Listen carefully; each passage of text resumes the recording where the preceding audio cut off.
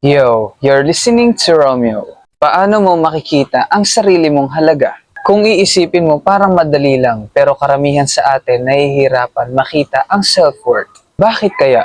Importante, kilala mo dapat ang iyong sarili. Dapat meron kang awareness kung ano ang mga strength and weaknesses mo.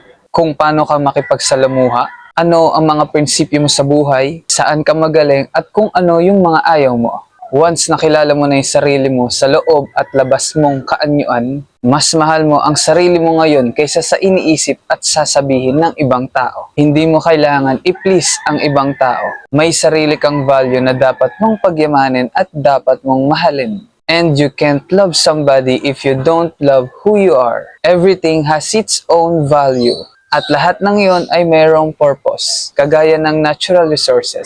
Kapag wala yung mga yun, paniguradong wala tayong makakain at shelters. Kaya lahat tayo ay mayroong function sa ecosystem at dapat alam mo yun. Everybody has its own gifts and talents and paniguradong meron ka rin. Embrace your flaws and ipakita mo sa mundo na meron kang halaga at dapat kang pahalagahan. Again, this is Romeo and follow for more.